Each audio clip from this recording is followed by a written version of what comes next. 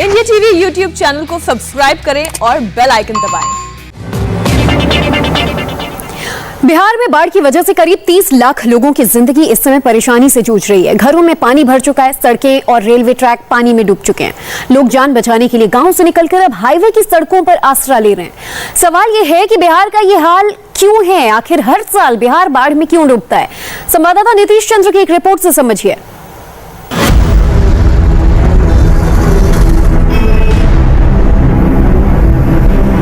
बिहार में सिर्फ साल बदलता है,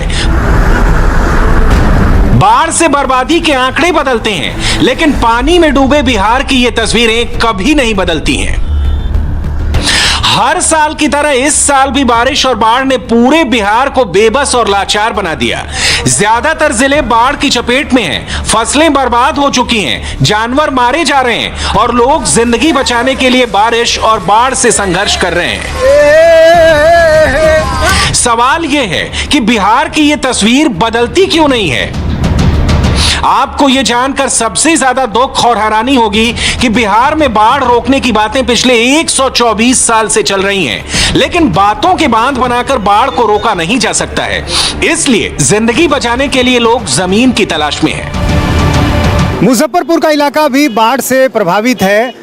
बूढ़ी गंडक नदी का पानी कई इलाकों में फैल चुका है। आप देखिए यहाँ नेशनल हाईवे के किनारे किस तरह से जो आसपास गांव बसे हुए हैं वहाँ पर बाढ़ का जो पानी है वो आ गया है और लोग इसी पानी में चल कर आते हैं नेशनल हाईवे तक, जहाँ उनका अभी आशियाना बना रहता है।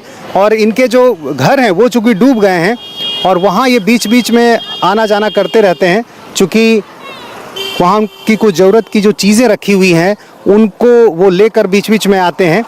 और ये वो लोग हैं जो अपने घर को छोड़कर जहाँ इन्होंने अस्थायी निवास बना रखा है वहाँ पर ये आते हैं। दूर आप देखिए जितने भी आपको घर दिखाई दे रहे हैं सब पानी में डूबे हुए हैं और कुछ लोग घर की छतों पर नज़र आते हैं तो कुछ लोग किसी तरह वैसी स्थिति में ही घर में रह रहे हैं। नावें भी चल रही हैं और इस पूरे हिस्से में और इस पूरे इलाके में आप देखें कि मवेशी भी नज़र आ रहे हैं, लोगों की झोपड़ियाँ नज़र आ रही हैं, जो कुछ पक्के मकान हैं वो भी डूब चुके हैं। और इन मकानों में रहने वाले लोग अपने घर के ठीक सामने जो नेशनल हाईवे है वहाँ पर वो लोग आ जाते हैं और करीब 2 से 3 महीने तक, जब तक बाढ़ का पानी रहता है तब तक इनका यही ठिकाना होता है। बिहार देश का सबसे ज्यादा बाढ़ प्रभावित इलाका है। यहाँ बाढ़ की आपदा कितनी बड़ी और पुरानी है इसे समझने के लिए कुछ आंकड़ों को देखिए। बिहार में 1952 में जहाँ कुल बाढ़ प्रभावित क्षेत्र 25 लाख हेक्टेयर था, जो 2020 में बढ़कर अब 68.8 लाख हेक्टेयर हो गया है। देश के कुल बाढ़ प्रभावित इलाकों में 16.5% इलाका बिहार का है। बाढ़ से प्रभावित होने वाले देश की कुल आबादी का 22.1% हिस्सा बिहार का ही है। उत्तर बिहार की लगभग 76% आबादी हर साल बाढ़ से प्रभावित होती है। आप इधर देखिए, इस तरफ सड़क के किनारे बीच में जो डिवाइडर का हिस्सा होता है उसमें दूर दूर तक आपको इस तरह नज़र आएगा, जहां लोगों ने तंबू बना लिया है और तत्काल अपने पूरे परिवार के साथ इसी जगह ये रात गुजारते हैं। यहाँ जो लोग नदी में बाढ़ के पानी में आ रहे थे उनसे हम बात करते हैं। ये बताइए कि आप लोग अपने घर से यहाँ पर इसी तरह आना जाना करते हैं? हाँ जी, पानी है सर, बहुत दिक्कत है। तो इसमें तो डूबने का भी खतरा है? जी, वो है पूरा कुंड है, मानने के अभी तो पूरा इतना पानी आ रहे हैं जा रहे हैं, बच्चा लोग है। क्या आप लोग घर बनाने की तैयारी कर रहे हैं? घर पे पूरा पानी आ गया हुआ है, तो माल जाल और हम लोग सब यहीं पे आने की कोशिश कर रहे हैं। अभी बांध लेंगे तो फिर जाएंगे हेल कर पानी में और उसको लेकर आएंगे। तो सामान भी डूब गया होगा वहाँ पे? सामान वामान खाने उने का सब सामान डूबा हुआ है। बिहार के नसीब में बाढ़ क्यों है? इसकी 4 वजह सबसे बड़ी है। इसमें पहली वजह है नेपाल से आने वाली नदियां, दूसरी वजह है भारी बारिश, तीसरी वजह है बाढ़ को रोकने के लिए बांधों की कमी और चौथी सबसे अहम वजह है सरकार की कमजोर इच्छा शक्ति, जिसमें सिस्टम की लापरवाही और करप्शन शामिल है। लेकिन सबसे पहले समझिए कि बिहार में बाढ़ का बहुत बड़ा कनेक्शन नेपाल से जुड़ा हुआ है, क्योंकि नेपाल से जो नदियां भारत आती हैं वही बिहार में बाढ़ लाती हैं। इस साल भी नेपाल में भारी बारिश हुई है, जिसकी वजह से बिहार की नदियों में पानी का लेवल खतरे के ऊपर बह रहा है, जिससे ज्यादातर इलाके पानी में डूबे हुए हैं। अब ये भी समझिए कि वो कौन कौन सी नदियां हैं जो नेपाल से बाढ़ लेकर आती हैं। इस नक्शे के ऊपरी हिस्से में नेपाल है, जहां से 6 बड़ी नदियां गंडक, बूढ़ी गंडक, बागमती, कमला, कोसी और महानंदा बिहार में आकर गंगा में मिलती हैं। ये नदियां उत्तरी बिहार को बाढ़ में डुबोकर आगे बढ़ जाती हैं। पानी से होकर लोग नेशनल हाईवे तक आते हैं और देखिए हमें एक व्यक्ति नज़र आ रहा है जो पानी में चलकर ही आ रहा है, काफ़ी खतरनाक है, उसके गर्दन तक पानी है और इसी तरह से अपने घर से निकलकर लोग सड़क तक आते हैं।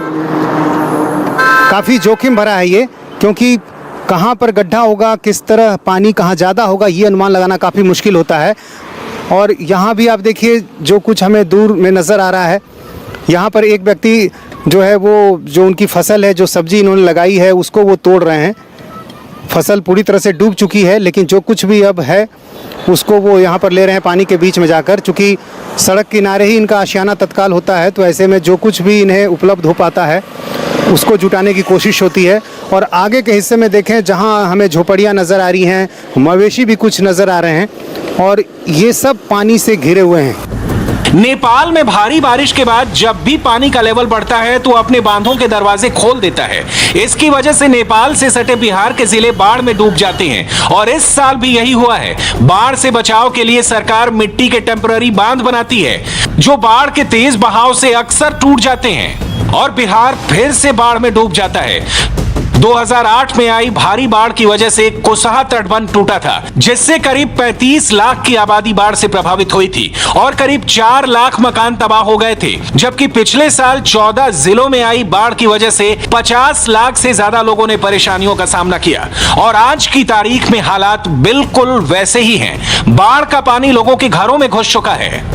आने जाने के लिए गलियों में नाव का सहारा है। मुजफ्फरपुर के शहरी इलाके में भी बाढ़ का पानी है और आप देखिए किस तरह से लोग जो है घरों से आ रहे हैं सारा सामान लेकर। कैसे, कहाँ से आ रही हैं आप लोग? से आ रहा है। ये देखिए एक किसी तरह उन्होंने जुगाड़ से नाव बनाया है और उस पर ही सारा सामान लेकर पूरा परिवार आ रहा है। और यहाँ की आप तस्वीर देखिए, ये मोहल्ले की सड़क है, शेखपुर डाब इसको कहते हैं और यहाँ पर पूरे मोहल्ले में पानी आ गया है और ये छोटे छोटे बच्चे भी नज़र आ रहे हैं और इन्होंने खुद से अपनी नाव बनाई है। लोग पानी से तो घिरे हुए हैं, लेकिन जिस तरह से कचरा पूरी कॉलोनी में फैल गया है, आप देखिए पानी के ऊपर किस तरह से गंदगी तैरती हुई नज़र आ रही है।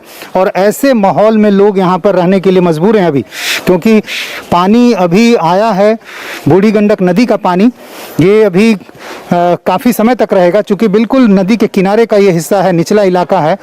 नेपाल से आने वाली बिहार में 2 नदियां हैं जिनमें हर साल बाढ़ आती है। पहली है कोसी नदी, जिसे बिहार का शोक भी कहा जाता है। ये नेपाल से बहती हुई बिहार में भीमनगर के रास्ते से दाखिल होती है। जबकि दूसरी है गंडक नदी, जो नेपाल में काली और त्रिशूली नदियों के संगम से बनी है। नमस्ते, मैं हूं मीनाक्षी जोशी। वीडियो और खबरों से अपडेट रहने के लिए India TV YouTube channel subscribe करें, बेल आइकन दबाना ना भूलें। जुड़े रहें इंडिया टीवी के साथ।